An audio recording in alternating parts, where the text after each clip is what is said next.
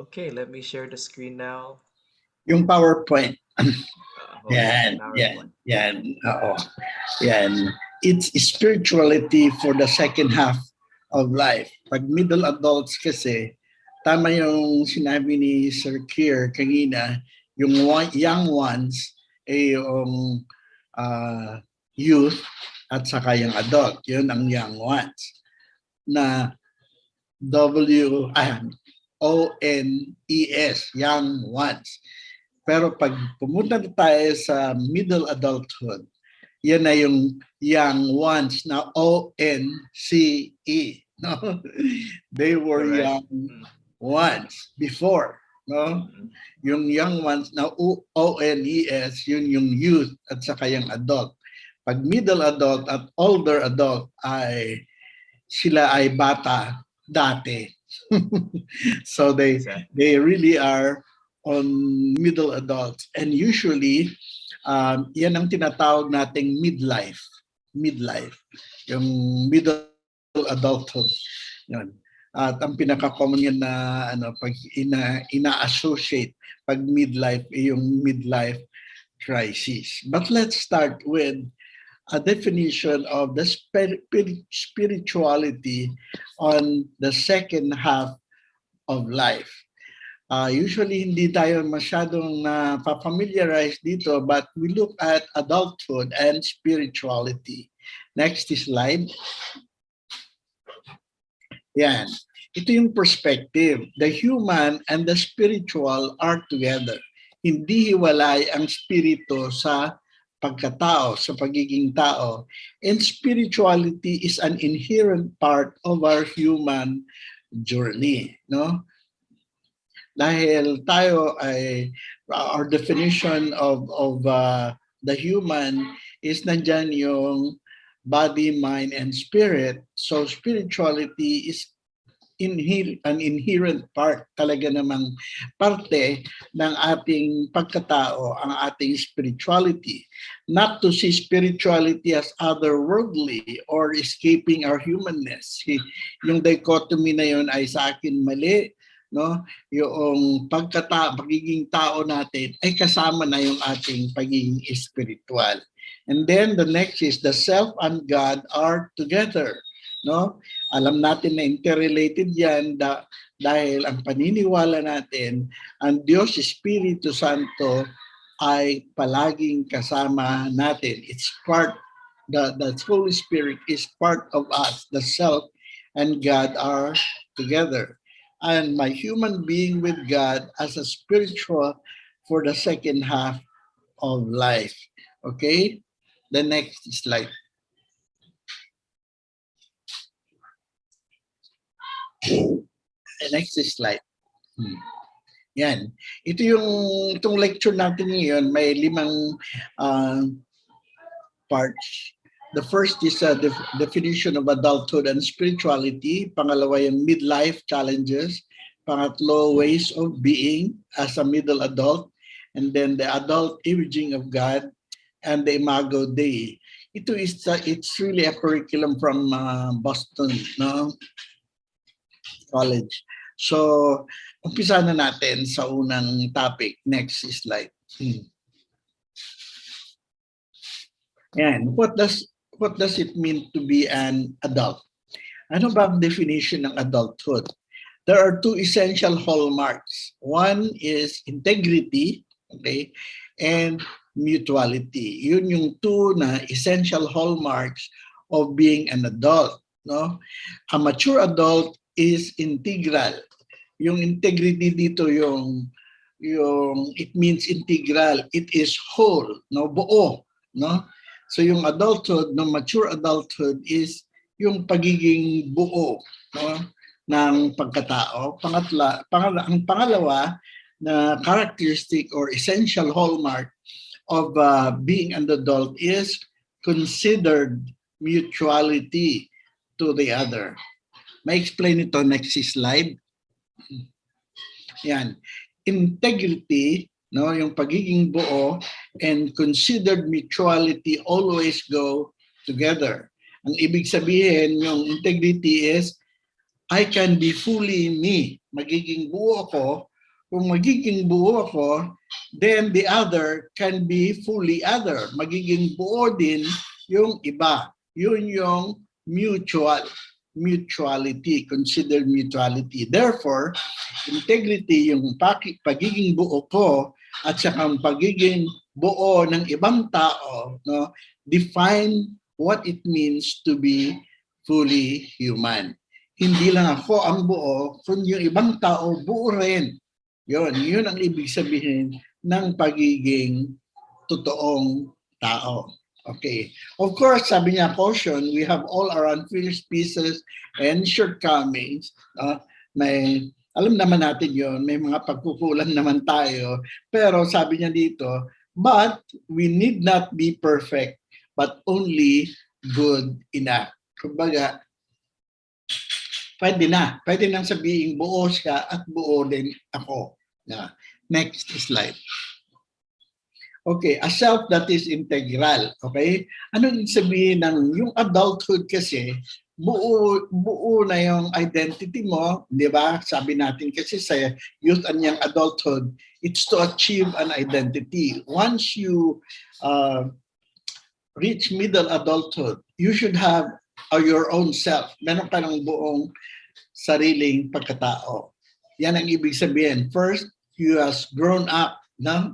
Can stand on its own in self-possessed. Okay? Nakakatayo na sa sarili.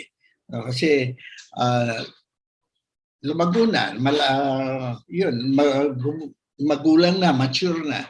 Can own all of its pieces. Ibig sabihin, naaapo na niya lahat ng pira-piraso ng kanyang buhay, the good and the bad, the welcome and the welcome and the unwelcome. Ibig sabihin, natanggap mo na yung kung sino ka, yung pagkatao mo.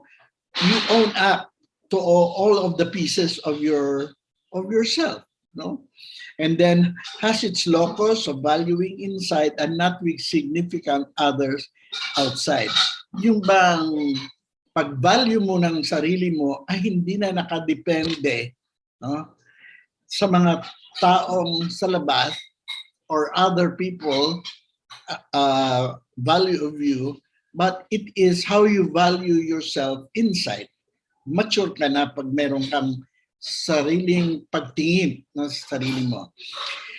Is its own cohesive, felt from within, self-authoring whole. Ibig sabihin nito, sa loob-loob mo, meron kang sarili ng command at may sarili ka ng desisyon. Yun ang ibig sabihin ng pagiging buo na adult. Next slide. What is considered mutuality? No? Ito yung explain ko nga, relating to whomever or whatever is other in a way that respect that others' difference, individuality, and boundaries. Pagka yung mutual means kung ako buo, pwede naman kitang ituring na buo ka ring adult. Ang ibig sabihin nun, nire-respeto ko yung difference natin, no? Hindi yung ako, hindi ikaw. Okay, ikaw iba sa akin, mayroon kang sariling individuality, no? At mayroon sarili kang boundaries, no? Kasi kung wala tayong boundaries, di yung ikaw, ako rin, hindi, no? Tapos, genuine concern for the unique character, particular history, and special needs of the other. Ang totoong adult, no, mature adult, meron siyang genuine concern, no, sa iba. Yung iba ang character mo, iba ang history ng buhay mo, at iba rin yung mga pangangailangan mo. No? May sarili ka at nire-respeto ko yun. Ibig sabihin, pag nagawa ko yun, adult na yung aking pagiging tao. Okay, next. Okay, so considered mutuality, number one, finds the unique wholeness of the other. Okay? pagka ang tingin ko, yung adult na pagtingin ko sa kapwa ko ay unique ang bawat isa. Okay? Yung dun sa two distinctive features of relating. Pag unique ka, makikipag-relate ako, no? Including yung kultura mo, yung konteksto mo, yung sitwasyon mo, circumstances mo, and I sense the nature or purpose or spirit of the other. Iba naman yung purpose mo, iba yung nature mo. I can respect that because you are another person. Okay, next. Find number 2, love and care for the other. You may be different, you are different, by and care and love you. No, becoming accomplished is in the mutuality of love is the indispensable key to becoming human. And what is love? Sabi niya rito, love is the thoughtful and deliberate practice of attending to the needs, concerns, and well-being of others. No? Yung practice of love, the practice of attending, ibig sabihin, binibigyan ng atensyon yung pangangailangan, concern, at well-being ng iba. Okay? And all of us need this kind of love that flows from integrity and considered mutuality. Okay, next. Number 3 is justice for the other. No? Bibigyan ng katarungan yung rights, no? and equality under the law. But if we are equal, we are also quite unique. No? So paying attention to the inner of the other is also part of justice. Yung bang tinitingnan natin kung tayo, conscious tayo as an adult sa ating sarili, yung bang kalooban, na ang iniibig sabihin nito, ang mutuality, ibig sabihin ng pagtanggap ko sa iyo ay conscious din ako kung ano ang nasa kalooban mo. Okay? Na hindi po dapat nilalabag, no? Kung ano ang nasa kalooban mo. Next. Next slide. Okay. Why talk about being an adult? Okay. Nung tingin natin nung young adulthood, hindi naman masyado natin in-emphasize kasi yung youth and young adulthood medyo nag-overlap yon, yung age from 20 kasi from yung senior young people, no, UMOF ay 18 to 23. Sa ibang kultura kagaya sa Amerika, yun ay young adulthood already. Pero dito, ang tinitingnan natin sa middle adulthood, no, dinidefine natin ano ba talaga ang isang adult, no? May magulang, yan, may gulang.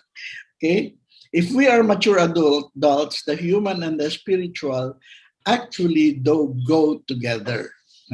Yung pagiging tao at pagiging spiritual, no, ay they go together. Hindi mo paghihiwalayan yun. And then, a spirituality grounded in the fullness of the human is about wholeness and considered mutuality. A fully human and fully embodied spirituality is always about integrity and respect, loving care, and justice for the other. So, ang totoong pagkatao ay nire-respeto ko ang aking sarili at respetuhin din ang pagkasarili ng iba. No? Yung respeto, loving care, and justice for the other. Okay, next. Okay, the 4 important characteristics of being an adult. Okay, una, their own voice. May sariling boses. Pangalawa, may empathy, pakikiisa o for self and the other.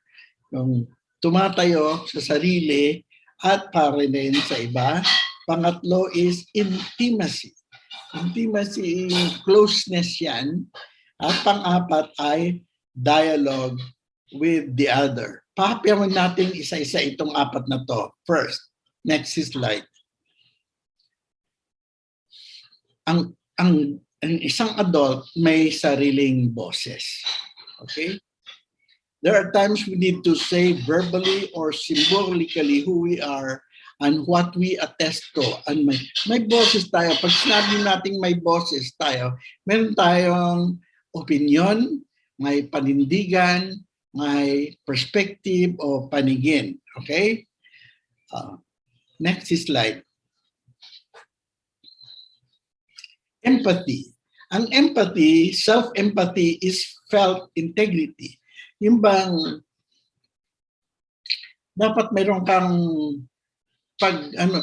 pag-empathize sa sarili mo, yung bang you care for yourself, yung bang mayroon kang feelings for yourself.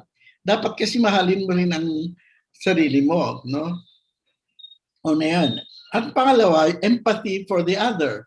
Mayroon ka ding pagtingin, no, doon sa inner world, doon sa kalooban ng iba. And then, this makes intimacy possible kung mayroong pagtingin, no?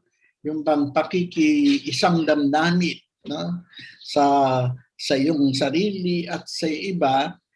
Next slide, magkakaroon ng next slide, intimacy. Ayan. Yung intimacy, dito yung closeness. No? Lahat tayo mayroong ganyang pagtingin sa ating sarili. Dapat close ka sa sarili mo dahil ikaw ang nakakaalam sa sarili mo. But at the same time, itong closeness sa sarili mo, yung feelings yan yung intimacy, yan din yung pagiging, kung close ka sa sarili mo, meron ka ng, as an adult, meron ka ng kakayahan na maging intimate din sa iba. Naranasan mo na yun kung may best friend ka o soulmate ka. Alam mo na yung intimacy, yung closeness nyo, no, ay dahil sa meron kayong mutuality, no, na pagtingin, no, pakikipag-ugnay sa isa't isa. Crucial to a mature sense of mutuality is an appreciation of the wholeness of the other person with a special awareness of the other subjective experience. Okay? Yung bang aware ka din na iba ang karanasan ng ibang tao, pero na-appreciate mo yun, kaya nagiging close kayo. Okay, next slide. And then dialogue. This is very important. No? Kung ikaw ay adult, marunong kang makipag-dialogue. Ito nangyayari lang kung you have a voice, you have empathy, and intimacy. Mahirap mag-dialogue ang walang boses, walang empathy, no? Pakiramdam. Pangatlo ay yung walang intimacy, no? Walang feelings of affection sa isa't isa, no? Kasi away lang yun kung wala naman kayong pagtingin sa isa't isa. And then wholeness of the self, engaging the wholeness of the other in respect, loving, care, and kindness. Okay? Yung adults, no? Adults dialogue. Okay? Importante yung communication na kung saan nakakapag-communicate kayo ng damdamin, ng opinion, ng pag-iisip sa isa't isa. To be adults. Okay, next. Okay, examples in adult religion. Number 1, adult prayer. At saka adult church. No? Is there a way of praying that is adult? No? May boses, mayroong empathy, mayroong pangatlo, kanina, it's a voice, intimacy, voice, empathy, and intimacy. Okay? Dapat may intimacy kasi ang prayer. May mararamdaman mo. And in the adult church, is there a way of being church that honors and fosters a community of adults? No? Alam nyo, importante yun sa isang church na yung the adults act like adults. Because sometimes some adults act like children, no? Act like kabataan. And therefore, the community, kuminsan nabi-break yung community dahil wala yung tatlong elements of being an adult. No? Nandun yung intimacy, yung empathy. No? Ayan. Next slide.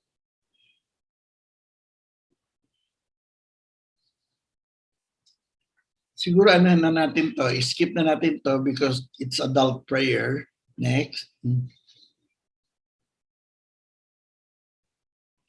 Ito rin yung adult church. There is intimacy. Okay. Ito may mga questions na magandang pag-isipan. Can you talk briefly 2 to 3 minutes with 1 or 2 people around you? Do the human and the spiritual go together? Yung pagiging tao at pagiging tao, human, at pagiging spiritual, nagkakasama ba? Does any part of this understanding of integrity and considered mutuality make sense for being an adult and fully spiritual person? Do you think voice, empathy, intimacy, and dialogue go together in adulthood? Ito ba nakikita nyo sa pagiging adult, no? Kayong mga middle adult dyan. Meron kayong boses, meron yung empathy, pakikiisa, tapos intimacy, yung may pagmamahal, tapos dialogue, yung may communication, yung mutual communication. They go together in an adult spirituality. Okay? Yan. Next slide. Midlife challenges. Okay, maganda. Ito tinitingnan na at age 35 or 40 and beyond. Ito. Ang talagang sinasabi ng marami na sociologist, yung 35 daw hanggang 65 ang midlife. Middle life. Pagkalampas ka ng 65, that's older adulthood. No? Ang middle adulthood or midlife, it begins at 35 pagkatapos ng iyang adulthood. A transition, easy or hard, a crisis for some and a liberation for others. Okay? Kung ang pagiging kabatahan may crisis, sabi nila, ang midlife ay may crisis din. Okay? The major life transition between the first and second half of life, the midpoint between birth and death. Yung midlife daw is the midpoint, yung gitna ng pagkapanganak at kamatayan. No? Siyempre, ang kamatayan nandun sa older adulthood. Sana. Okay? And often there is liminality, a state of disorientation as goals, identifications, values, and sense of self are in flux. May mga pagbabago kasi, makikita natin mamaya ang mga pagbabago during midlife, sa gitna ng ating buhay pagkatapos ng young adulthood, 35 and above. Okay, next. Ayan, midlife and spirituality. But we cannot live the afternoon of life according to the program of life's morning. For what was great in the morning will be little in the evening, sabi ni Carl Jung. Okay, he is a psychologist. No? Totoo naman, iba na kasi ang buhay pagka na midlife ka na. Tapos na kasi yung pag-develop, yung sabi natin ang young adulthood, yung pag-start ng family, ganyan. By the time of midlife, no? By the time of midlife, ito yung time na nakapagpaaral ka ng anak o kaya yung mga anak mo nagsarili na sila. Okay? So yung mga physical na pagbabago ay very obvious kasi ang mga women nagme-menopause, yung mga men din pati yung kanilang sexuality also they experience slow down. Among all my patients, sabi ni Jung, in the second half of life, that is to say over 35, there has not been one whose problem in the last resort was not that of finding a religious outlook on life. Ni isa, sabi niya, no exception. There has not been one na ang outlook nila, religious outlook nila sa buhay, ay yun ang kanilang isang problema. Kaya magandang ang ministry sa middle adult kasi there's a kind of crisis even in their own religious outlook. Yung pagtingin nila sa kanilang spirituality, yung kanilang inner life, and the relationship with God. Okay, next. 4 challenges at midlife and the call to deeper spirituality. Sabi niya, ito kasi yung mga 4 na to, ay magko-call din ng yung spiritual life ng isang middle adult. Okay, number 1, the body. Number 2, the dream. Number 3, evil. And number 4, death. Tingnan natin ito isa-isa. Itong challenges ng midlife. Una, the body.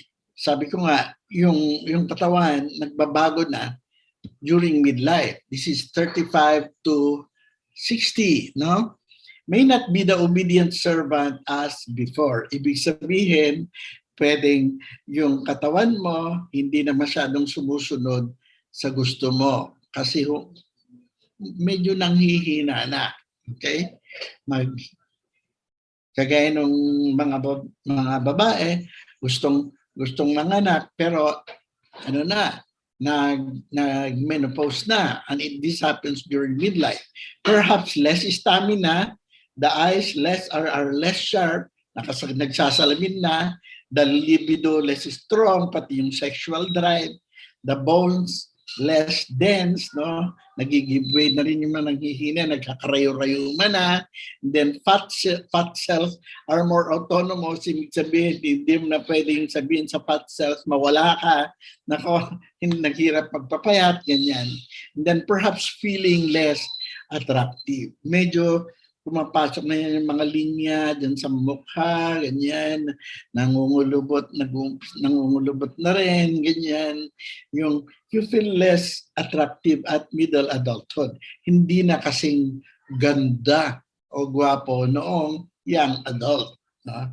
Perhaps we have a major illness or loss or disability, or perhaps those who are close to us experience this, no? Nagkakasakit, okay? O kaya nagiging disabled, no? Nagkakarayo-rayuma, hindi yung iba nawawalan ng some sense, no? One of the senses, okay? Your sense of sight or hearing, ganyan, nabibingi. Okay, next. So, yan ang isang major problem. So, ang midlife question ito, can I accept my body as it is now?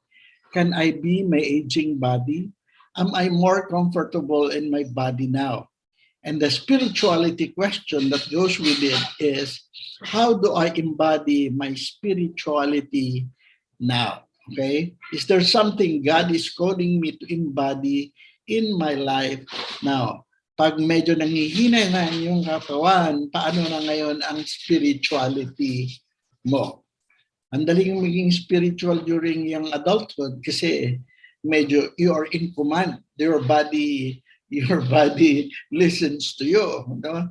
Pero pagka midlife na, kahit gusto mong gawin, hindi mo nagawa kasi hindi na kaya ng katawan na sumunod sa iyo. Okay? Next.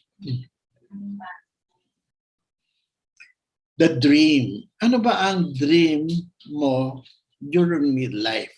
Okay? As a young adult, what will I be as I become my own person? Usually, sabi niya dito, ang mga pangarap sa middle adulthood, when you are beyond 35 years old, it's about love and work.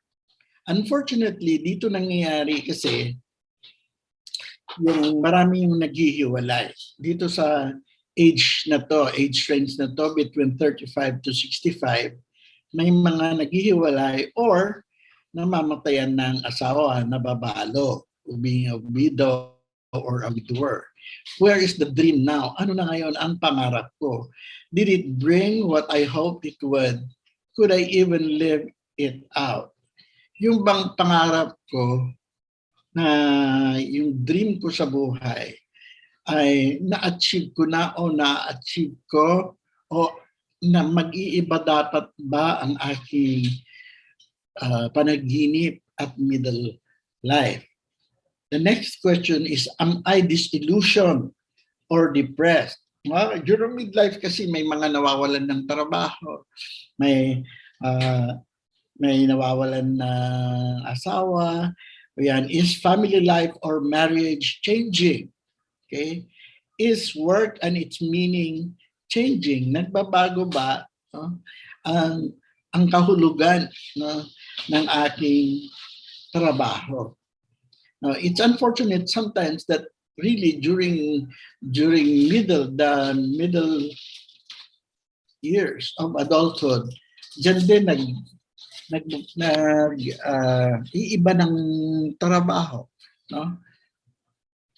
So, yun, kung minsan mas mahirap ng maghanap, no, ng trabaho, and therefore the question of meaning comes, no, the meaning of the dream at middle adulthood. Next.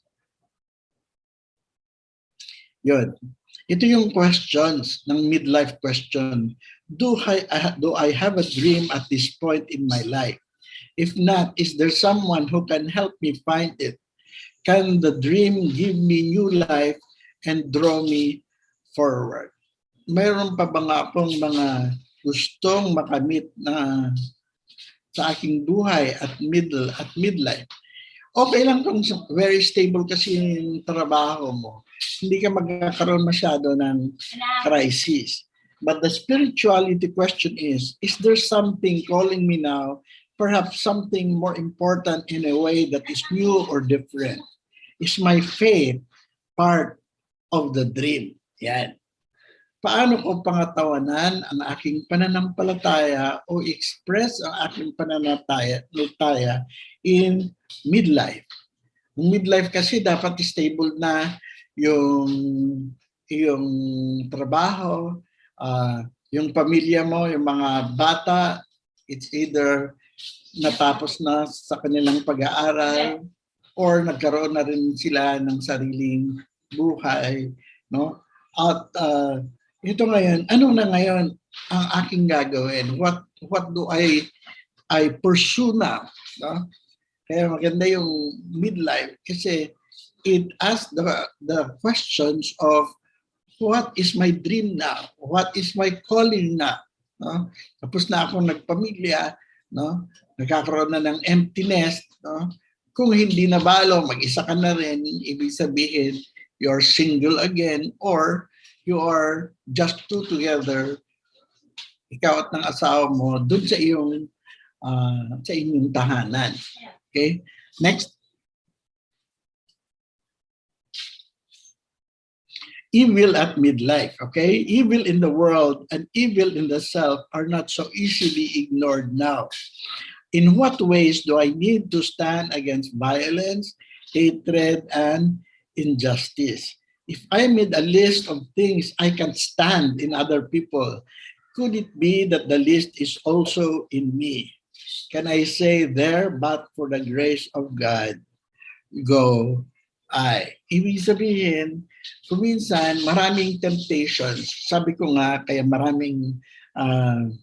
maraming divorces. Kung hindi man legal dito sa atin, ang daming naghihiwalay.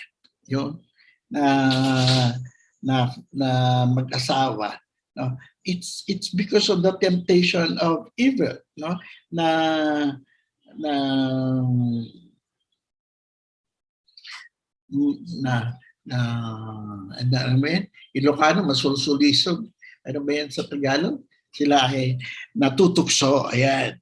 Maraming mga tukso at midlife. No? Kung minsan nga, natutukso na magpalit ng asawa o magdagdag ng asawa. Mga tuksong gano'n. At marami, dahil nga, more or less, lalo na yung mga stable ang kanilang mga jobs, kung minsan hindi mo maintindihan why they seek for other pleasures, no? At this point in their life. Okay. Next slide. The midlife question is, can I accept the reality of evil in the world, violence and injustice, and in myself? Injustices, vices, and addictions. Unfortunately, in midlife, nandiyan yung mga bisyo na caught into vices of alcohol, and sabi ko nga, alak, babae, sugal. No? Yung daming nalululon sa isabong, ganyan. Is there a way for natural evil to be swallowed up in supernatural good? Ito yung spirituality question.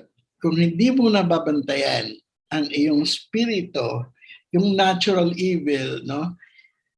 It's either natural evil will swallow up your spirituality, or is there a way for natural evil to be swallowed up, no? Yung mapapagtagumpayan, no? Ng iyong supernatural good. Okay?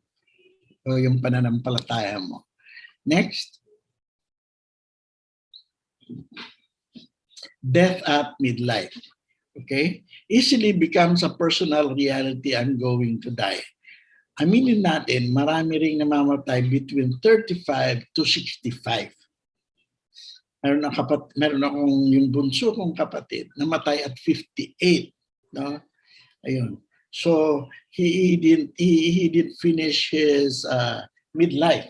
No? Death as culmination raises the question, what is the meaning of my life? Yung iba nagkakaroon ng mga terminal illness, yung buti nga ngayon kasi marami na nagsusurvive sa cancer, pero marami rin namamatay sa cancer during this stage of life. And there are other illnesses, no? Yung diabetes, yung high blood pressure, yung mga ganyan na illnesses, and that becomes a reality. Yung bang they face the middle adults face the question of death. If it is my death, if no one can die for me, does that mean it is my life? No one can live for me.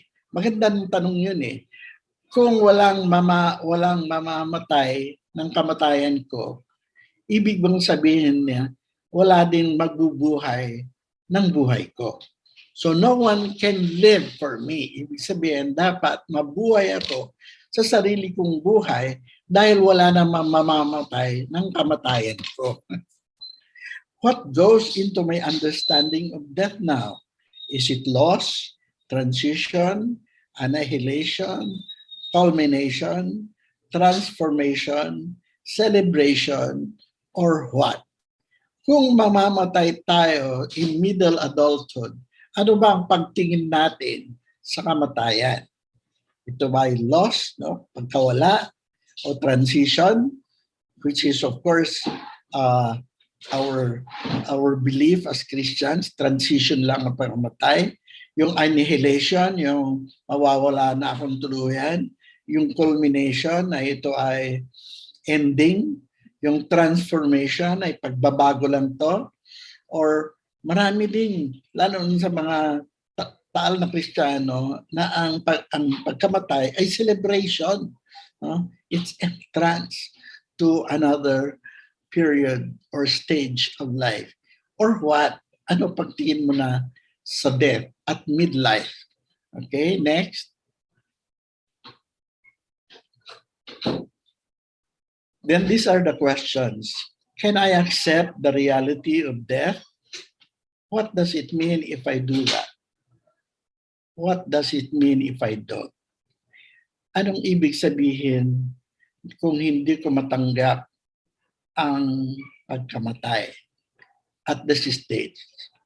Alam ko na midlife parang maaga pa akong mamatay. Dapat malampasan ko ang 65, maging older adult naman ako. Nangyari yan sa akin when I was 60. I had this heart problem. Naging pasyente ako ng heart center. But God really saved me, literally saved me. At nakarating ako ngayon sa older adulthood. So the spirituality question is, what meaning can I now make of death and of the Paschal mystery, the suffering, death, and resurrection of Jesus? Dahil alam ko na namatay ang Diyos, ang si Jesus para sa akin, at siya ay nag-open ng door to the resurrection, pagkabuhay na maguli. Ano ngayon ang kahulugan kung mamatay ako in middle adulthood? That's a good spirituality question. Okay? And then next. Hello. Yes po. Okay, this is an interlude, parang discussion group. No, and you can do this in your small groups when you share this lecture. Can you talk very briefly, 2 to 3 minutes, with 1 or 2 people around you? Is or was your experience of midlife more like a transition, more like a crisis, more like a liberation, or what? Anong naging karanasan mo na in your middle years, from 35 and above up to 65? Could coming to terms with the body, the dream, evil, and death open me to spirituality of compassion? Okay? Ito yung, kumbaga, curriculum ng pag-aaral o sa pag-develop being a young adult. Yung coming to terms with the changes of the body, your mga pangarap, yung kamatayan, at yung kasamaan o mga tukso. Open me to a spirituality of compassion. Pag naintindihan mo kasi ito, magkakaroon ka ng diwa ng compassion, yung to love others. Next. Okay, ways of being. Ways of being in the second half of life. Okay? Many dialectical choices, ways of being that are very human and very religious. Okay? Yung ano mo sa iyong katawan, yung pagiging tao, at yung pagiging religious o pagiging spiritual. Jesus talk about some of these choices as ways of being. Okay? 3 of a number of ways of being. Yung next slide. The first, being fearful versus having trust and courage. Nakita natin kasi yung mga issues, being fearful, issues of health, physical harm, safety, financial concerns, concerns of family, wars, political unrest, etc. no, ang daming issues, no, during middle adulthood, no, na na pwede mong katakutan. So Jesus talked about fear, and he kept talking about having trust and courage. Trust in God. Do not be afraid. So you confront your fears, yung mga kinatatakutan mo na mangyari sa middle adulthood. Yung mga kinatakutan mo ay harapin mo ito. Itong pusa, why?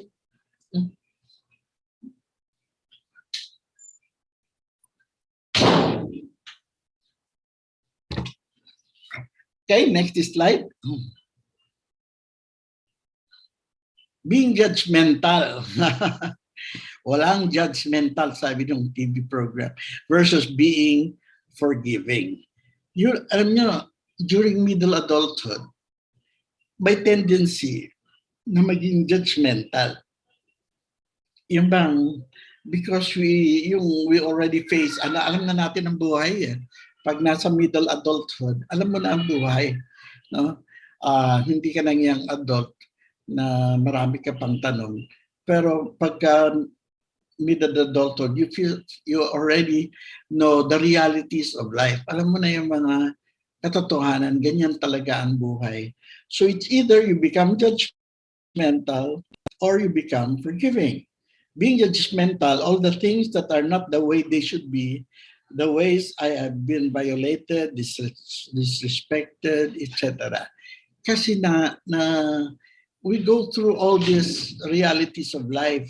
But Jesus talked about being judgmental and being forgiving. No, yung mga Pariseo, they were so judgmental.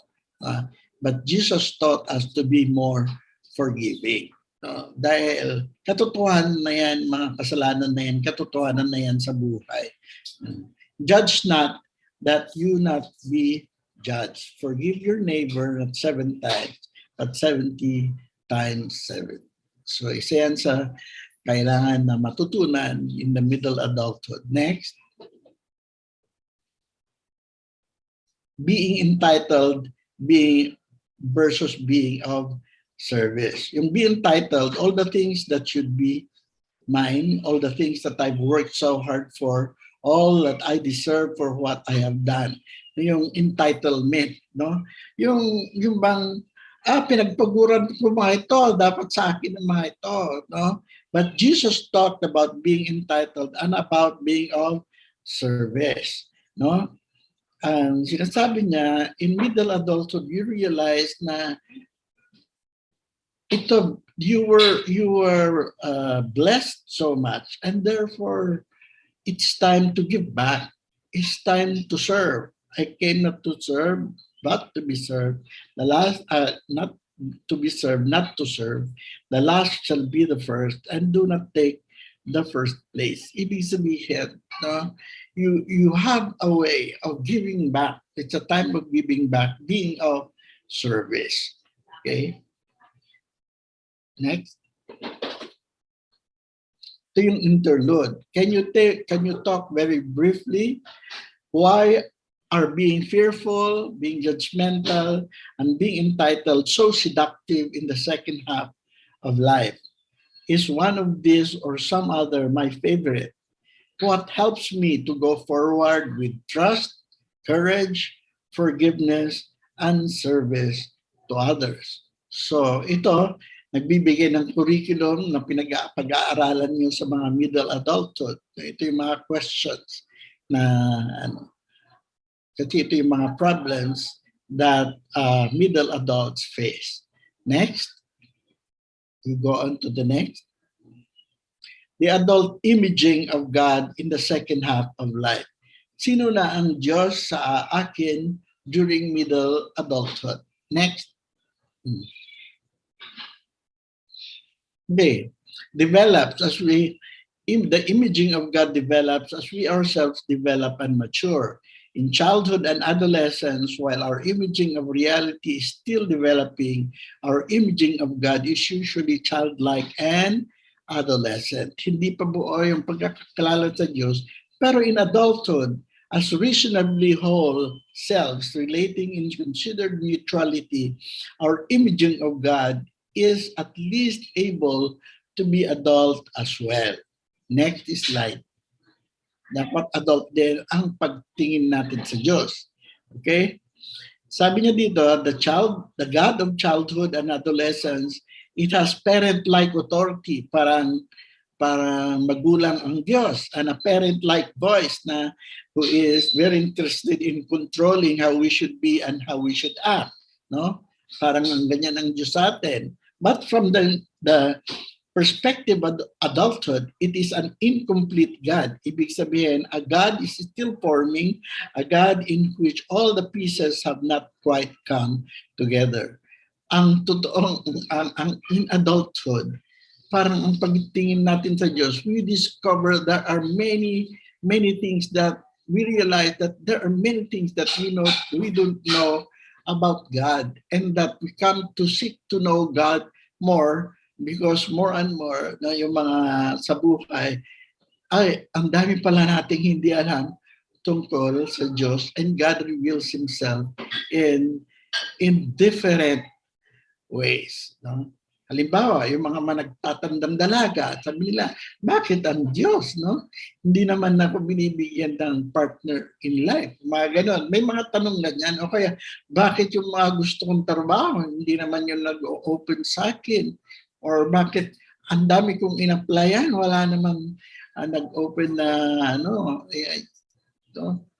there must be other ways in what God is calling me to do. Yun. So mga ganon. So para bang yung pagtingin mo sa Diyos, para bang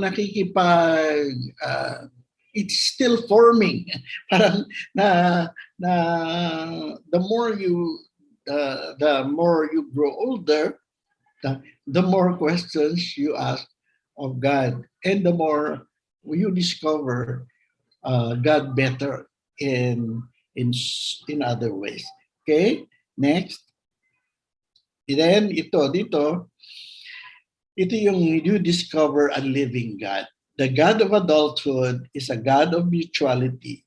We can relate to this integral God out of our own integrity.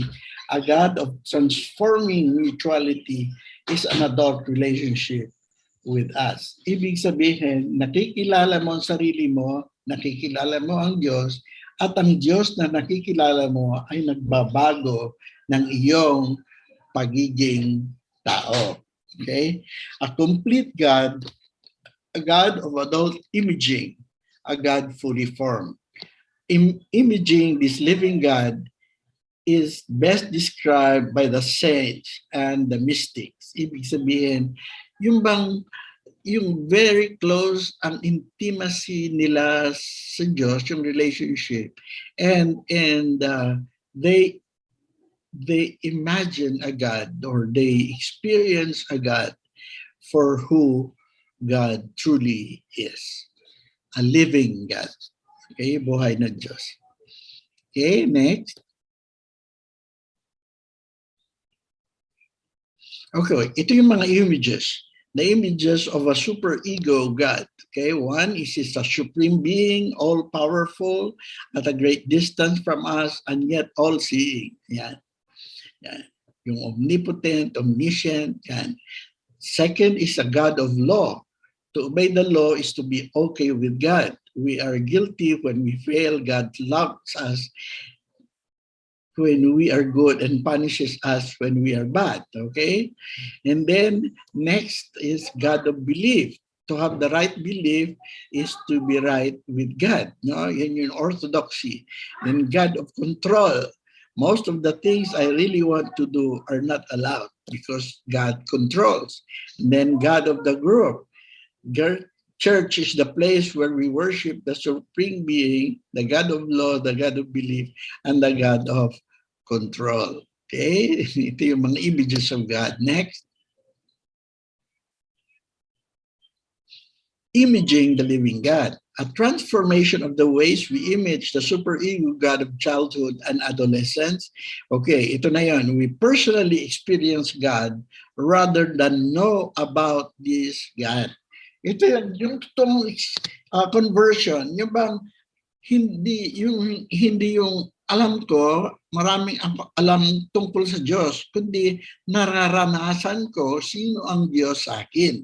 An experience of salvation rather than its promise, close and intimate rather than distant, and not interested in control, but in our growth and flourishing as whole adults who relate to creation in considered mutuality. So ibang-iba talaga yung image of the living God during middle adulthood. No? Of course, we know during youth and young adulthood, we learn a lot about God. But in middle adulthood, kagaya sabi ni Fowler, it's really in middle adulthood that you really experience the fullness of conversion. Okay. Next.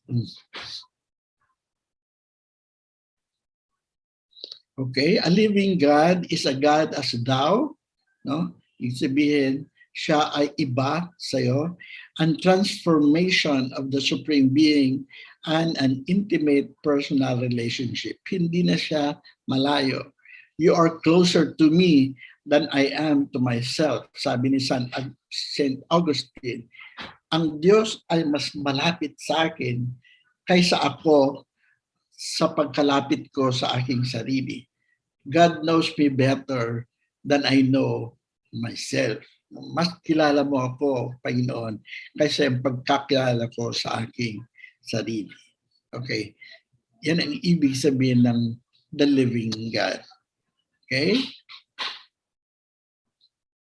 Ano bang time na? Next slide. A God of love. Okay? So a living God is a God of love.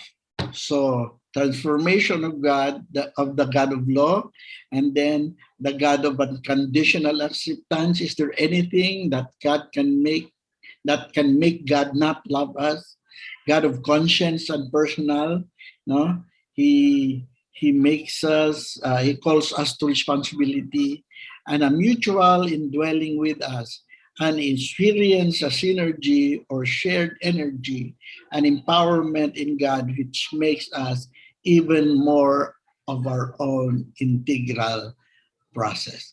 Okay, i-close muna natin here. Punta natin dun sa kabila. Konti lang yung the other one, which is a PDF file.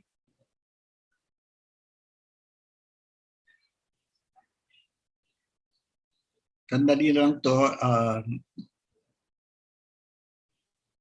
Yan, ito ibinibigay ko to because you have to read this. This is a whole packet. But I just want you to look at middle adulthood. Tingnan mo nga yun here dun sa section ng middle adult. Nandyan. Maikli lang yun. Dun yung middle adult. You know, yan.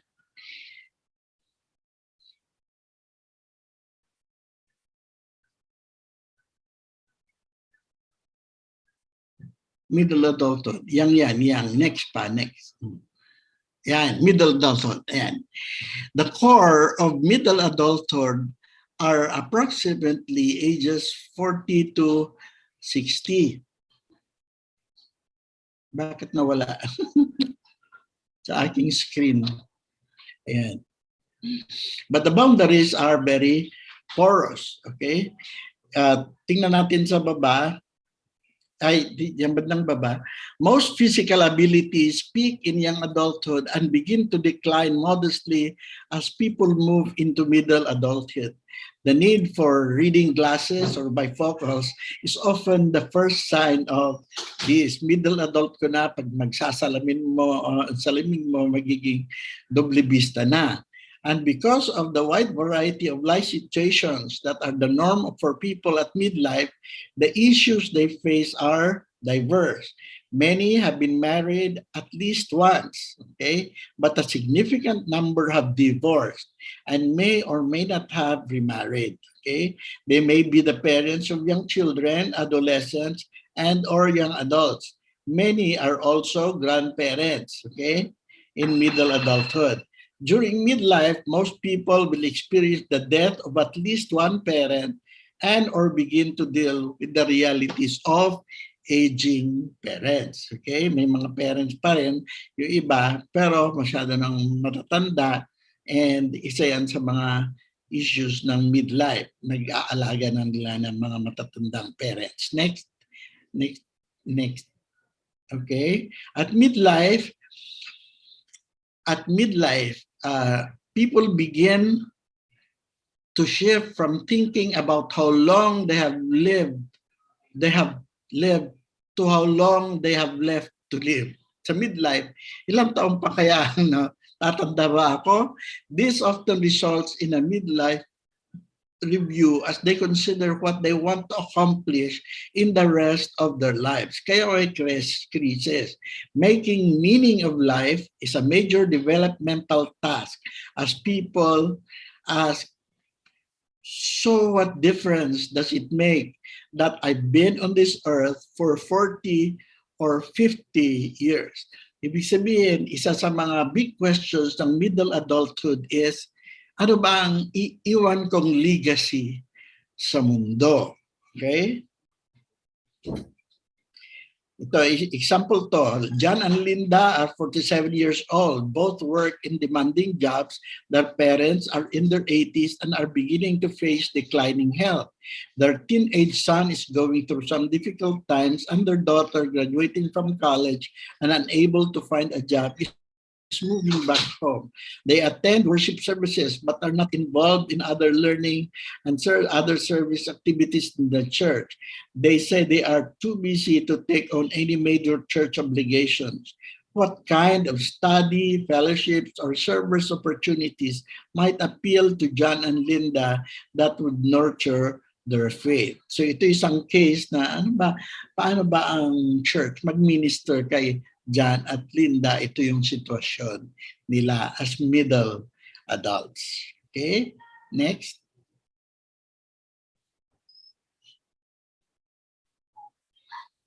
Okay, hindi yan yung older adulthood. I-fast forward mo kaya may makikita ko doon na postmoderns.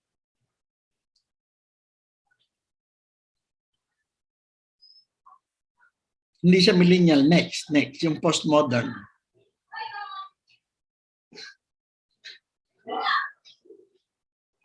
The postmoderns. Ayan. Ito ngayon yung characteristics ng born 1965 to 1981. Ibig sabihin, sila yung middle adults ngayon. No? Yung naipanganak between, sila yung mga middle adults ngayon, and they are called Generation X. Okay? So, we'll just go through this very quickly. Due to stress and isolation caused by transitions from home and the quarter life crisis, postmoderns often view themselves as alone. Okay? Thus, there's a sense of individualism and a lack of a cohesive generational identity. Ibig sabihin, hindi mabarkada ang mga middle adults. Okay? Okay, next. An often forgotten generation because they are wedged between the boomers and the millennial. Okay? Parang naipit sila between the boomers, yung after the Second World War, at saka millennial, yung mga naipanganak ng 90s. Okay? Often taught as a slacker. Okay? Itaas mo nga here. Often taught as a slacker, the cynics, rebels, ayan.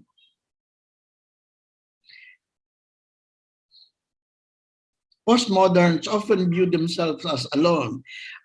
Tingnan nyo dun sa kabilang column, they seek to experience life and work for themselves rather than being guided or prescribe a particular path to the answers. Ibig sabihin, they seek to experience life and work for themselves. Mas hindi sila receptive masyado ng guidance, no? Kundi sila kasi individualistic sila, sila yung sariling sikap silang naghahanap, no, ng kanilang mga life and work for themselves. And dito sa next, while mission and service rank high in the postmodern value system, itaas mo nga na kung tikir. Ayan. While the mission and service rank high in the postmodern value system, they are seen as individual events. The postmodern is likely to say, if the world is going to change, I have to be the one to do it. Yun ang maganda naman, no? Ibig sabihin, sa mga middle adulthood na ito nga postmodern sila, kung may magbabago dito sa mundo, ako ang gagawa nito. Okay? And then they view faith as an experience tied to the individual, and community is expressed in terms of a small group as opposed to identifying with a big group. So ang effective sa kanila na ministry ng church is in small groups. No? You minister into middle adults in small groups. Okay? Community is as opposed to an identity with an overall faith community. Okay, I think we end it here. No? It's past 8 o'clock. But gusto kong dinefine talaga yung adulthood na makita natin yun na ibang-iba sa pagiging young ones na ONES.